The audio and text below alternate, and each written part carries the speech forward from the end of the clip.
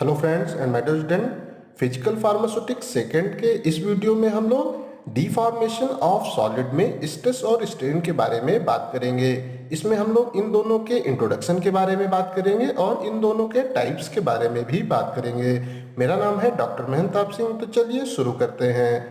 तो अगर हम बात करते हैं अबाउट द स्ट्रेस और स्ट्रेन के बारे में, तो स्ट्रेस का मतलब होता है कि जो हम फोर्स अप्लाई करते हैं डिफॉर्मेशन को करने के लिए, वो स्ट्रेस कहलाता है। और अगर हम स्ट्रेन की बात करते हैं तो जब हम फोर्स अप्लाई करते हैं तो जो हमारा डिफॉर्मेशन होता है उसको हम लोग स्ट्रेन यहाँ पे कहते हैं। तो इस वीडियो में इन दोनों के बारे में हम लोग एक एक करके बात करेंगे। तो सबसे पहले हम लोग स्ट्रेस के बारे में बात कर लेते हैं और इसको हम लोग इंडिकेट करते हैं विद द सिग्मा। तो इस कंडीशन में अगर हम स्ट्रेस की बात करते हैं, stress is the force per unit area that applied to an object to deform it. तो स्ट्रेस एक प्रकार का फोर्स होता है वो जिसको हम लोग पर यूनिट एरिया के ऊपर अप्लाई करते हैं अपने ऑब्जेक्ट में डिफॉर्मेशन को एक तरह से करने के लिए।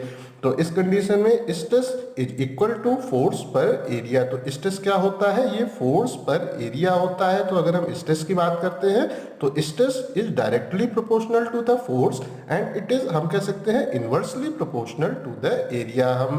तो हम जितना ज़्यादा फोर्स अप्लाई करेंगे उतना वो ज़्यादा हमें यहाँ पे स्ट्रेस देखने को प्राप्त होगा, या हम जितने वो ज़्यादा एरिया में फोर्स अप्लाई करेंगे उतना कम स्ट्रेस हमें यहाँ पे देखने को प्राप्त होगा। अगर हम अपने वो किसी भी मतलब सॉलिड में, ऑब्जेक्ट में अगर स्ट्रेस या डिफॉर्मेशन क्रिएट करना चाहते हैं। तो अगर हम स्ट्रेस के मात्रक के बारे में बात करते हैं तो इसको हम लोग न्यूटन पर मीटर स्क्वायर से इंडिकेट करते हैं, या इसको हम पीए या पास्कल से इंडिकेट करते हैं। अब हम लोग बात कर लेते हैं about the types of stress के बारे में। तो स्ट्रेस हमारा जो हम स्ट्रेस अप्लाई करते हैं डिफॉर्मेशन के लिए, ये बेसिकली 3 टाइप्स का होता है।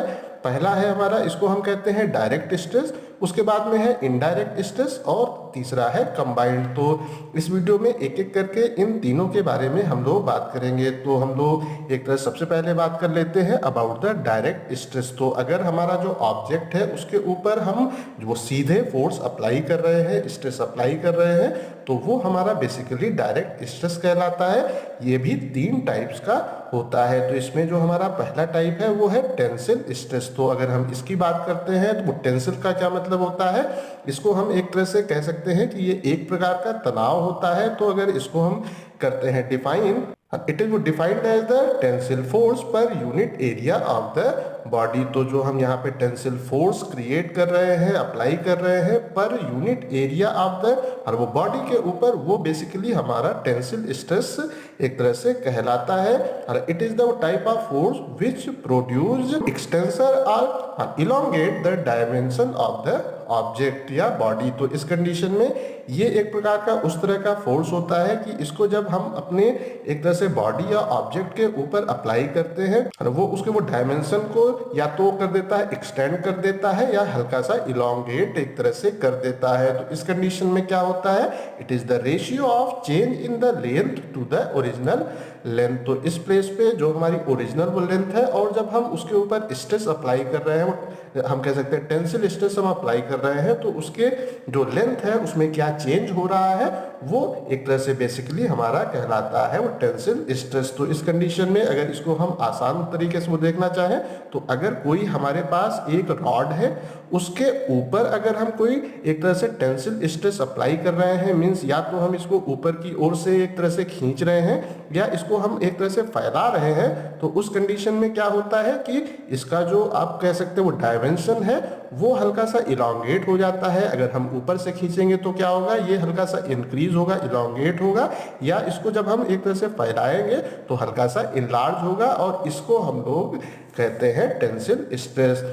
उसके बाद इसमें हमारा अगला है, इसको हम लोग कहते हैं कंप्रेसिव स्ट्रेस। तो अगर हम इसकी बात करते हैं तो it is defined as the compression force acting per unit area of the body. ये एक प्रकार का होता है, आप कह सकते हैं कंप्रेसिव फोर्स होता है। इसमें हम एक तरह का वो दबाव क्रिएट करते हैं और ये हमारे पर यूनिट एरिया पे वो कितना लग रहा है वो हमारा कंप्रेसिव स्ट्रेस एक तरह से वो कहलाता है। And it is opposite to each other, ये एक दूसरे के अपोजिट होता है। और अगर हम इसकी बात करते हैं वो दिस टाइप ऑफ फोर्स वो compress the dimension of the body. तो इस प्लेस पे अगर हमारा जो ऑब्जेक्ट है, जो हमारा एक तरह से वो रॉड हमने इस प्लेस पे लिया है, अगर हम इसके ऊपर से कोई एक कंप्रेशन करते हैं, प्रेशर क्रिएट करते हैं, तो क्या है ये इसका जो आप कह सकते हो वो डायमेंशन है वो हल्का सा वो रिड्यूस होगा, वो डायमेंशन एक तरह से कम होगा। और उस कंडीशन में हमें वो क्या देखने को प्राप्त होगा कि जो हम ऊपर से फोर्स अप्लाई कर रहे हैं और वो नीचे अगर हमने इसको फिक्स कर रखा है तो ये एक दूसरे का अपोजिट फोर्स होंगे, वो जिसके कारण कि जो हमारा ऑब्जेक्ट है उसमें हमें कंप्रेशन देखने को प्राप्त होगा। उसका जो हमारा एक तरह से मतलब साइज है वो यहाँ पे कम होगा। हाँ, तो अगर हम जो हमारा डायरेक्ट स्ट्रेस है उसके थर्ड टाइप की बात करते हैं तो ये हमारा, इसको हम शेयरिंग स्ट्रेस कहते हैं। तो इस कंडीशन में अगर इसको हम डिफाइन करना चाहें, इट इज वो defined as the shear force acting per unit area of the body. तो ये एक प्रकार का शेयर फोर्स है जो कि हमारे पर यूनिट एरिया के ऊपर वो लगता है और इसको हम लोग शेयर स्ट्रेस कहते हैं। तो इस कंडीशन में क्या होता है, when we applied load on the surface of the body, वो बॉडी वो develop some resistance opposite to the direction of the force applied. तो इस प्लेस पे अगर कोई हमारे पास एक तरह से रॉड है, उसके ऊपर हम एक तरह का शेयर स्ट्रेस अप्लाई करते हैं, वो लाइक हमने इस साइड से इसके ऊपर फोर्स अप्लाई किया तो क्या हुआ, इसका जो हमारा आप कह सकते हैं शेप है वो कुछ इस तरह का हो जाएगा। तो इस कंडीशन में क्या है कि इसका फोर्स तो इस साइड है और जो हम फोर्स अप्लाई कर रहे हैं वो इस साइड है, एक दूसरे के अपोजिट होता है। और इस कंडीशन में जो हमारा एक तरह से स्ट्रेस लगता है उसको हम लोग शेयरिंग स्ट्रेस जो कहते हैं। तो इस प्लेस पे जो हम यहाँ पे फोर्स अप्लाई कर रहे हैं उसके अगेंस्ट एक जो हमारा ऑब्जेक्ट है वो एक रेसिस्टेंस जो है वो शो करता है और ये एक दूसरे के अपोजिट होते हैं।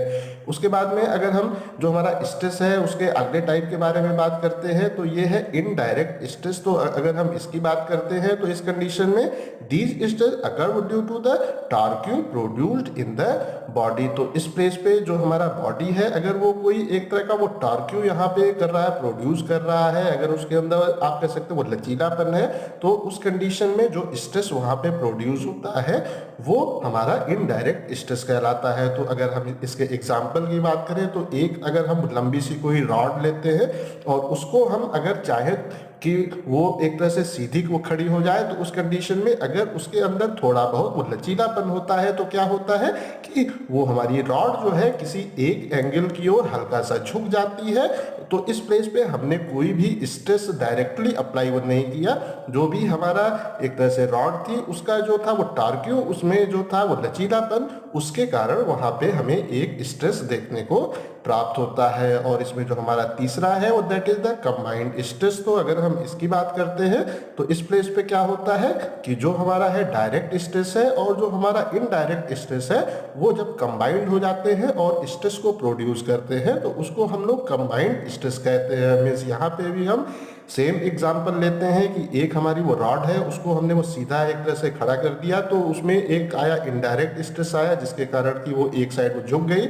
उसके बाद में अगर वो तेजी से हवा आई तो क्या हुआ, उसने ऊपर एक तरह का वो आप कह सकते हो वो शेयरिंग स्ट्रेस उसके ऊपर मतलब प्रोवाइड किया, जिसके कारण कि उसका जो झुकाव था वो और ज्यादा हो गया।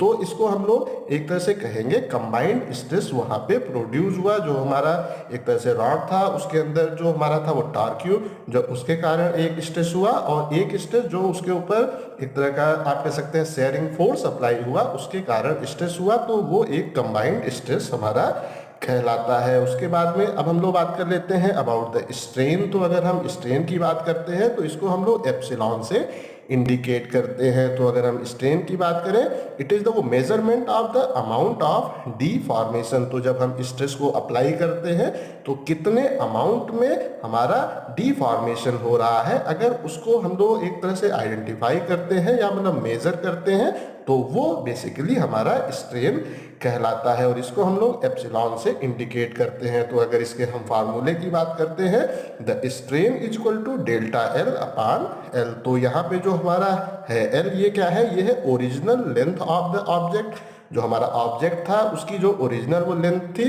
वो हमारा यहाँ पे L है, और अगर हम डेल्टा L की बात करते हैं तो ये है change length of the object. तो जब हमने स्ट्रेस को अप्लाई किया तो हमारे ऑब्जेक्ट की जो लेंथ है उसमें वो कितना एक तरह से चेंज आया, वो हमारा यहाँ पे वो डेल्टा L है। तो इन दोनों का जो रेशियो है वो हमारा स्ट्रेन कहलाता है, और इसको हम लोग एप्सिलॉन से इंडिकेट करते हैं। तो ये आपके वो दोनों एक तरह से लेंथ है वो, जिसके कारण कि इसकी कोई भी यूनिट नहीं होती है। अब हम लोग बात कर लेते हैं about the types of strain के बारे में। तो स्ट्रेन जो है, हम जब एक तरह से वो डायरेक्ट स्ट्रेस अपने ऑब्जेक्ट के ऊपर क्रिएट करते हैं तो उसके कारण जो हमारा स्ट्रेन आता है, हम एक तरह से बेसिकली उसी को हम यहाँ पे करते हैं, एक तरह से मेजर करते हैं। तो इस प्लेस पे जो हमारा पहला है ये है टेंसिल स्ट्रेन। अगर हम इसकी बात करते हैं तो ये क्या है, ratio of increase in the length to the original length. तो इस प्लेस पे क्या हुआ कि जब हम स्ट्रेस अप्लाई करते हैं, यहाँ पे हम एग्जांपल ले लेते हैं कि अगर कोई हमारे पास एक तरह से रॉड है और उसको उसके ऊपर हम एक टेंसिल स्ट्रेस क्रिएट करते हैं, इसको खींचते हैं, तो क्या है कि जो हमारी जो लेंथ है उसमें जो इंक्रीज हो रहा है हमारी स्ट्रेस के कारण, उसका और इसकी जो होती है ओरिजिनल लेंथ, उसका जो रेशियो है वो बेसिकली हमारा जो कहलाता है टेंसिल स्ट्रेन। उसके बाद में है हमारा, इसको हम कहते हैं कंप्रेसिव स्ट्रेन। तो अगर इसकी बात करते हैं तो इस प्लेस पे क्या होता है, ratio of the decrease in the length to the original length is called compressive stress. तो इस प्लेस पे क्या हुआ कि अगर कोई हमारे पास जो है रॉड है और उसके ऊपर से हम कोई फोर्स अप्लाई कर रहे हैं और ये कंप्रेस हो रहा है, तो इस कंडीशन में जो हमारी लेंथ है उसमें जो डिक्रीज आएगा वो, या हम कह सकते हैं कि जो हमारी ओरिजिनल वो लेंथ थी और उसके बाद में जो हमारा डिक्रीज हुआ उसके बीच का जो रेशियो है वो हमारा कंप्रेशन, या हमारा हम कह सकते हैं कंप्रेसिव स्ट्रेन यहाँ पे कहलाता है। और इसमें जो हमारा अंतिम है that is the shear strain. तो अगर हम इसकी बात करते हैं तो जब हम शेयर का फोर्स अप्लाई करते हैं तो जो स्ट्रेन प्रोड्यूस होता है उसको हम लोग शेयर स्ट्रेन कहते हैं। वो लाइक जब हम एक साइड से फोर्स अप्लाई करते हैं तो जो भी हमारा ऑब्जेक्ट है वो एक साइड की ओर झुक जाता है, जिसके कारण वो एक तरह से जितना वो झुकता है उसको अगर हम लोग कैलकुलेट करते हैं तो वो हमारा शेयर स्ट्रेस या शेयर स्ट्रेन हमारा कहलाता है। Okay friends and my dear student, stress और स्ट्रेन आप लोगों को क्लियर हो गए होंगे। अगर अभी भी कहीं कोई कंफ्यूजन है तो आप कमेंट करके पूछ सकते हैं। इस टॉपिक का PDF आपको डिस्क्रिप्शन में मिल जाएगा। इस वीडियो को लाइक करें, अपने दोस्तों के साथ शेयर करें, और ऐसे ही वीडियो देखने के लिए हमारे चैनल को सब्सक्राइब करना बिल्कुल भी ना भूलें। Thank you.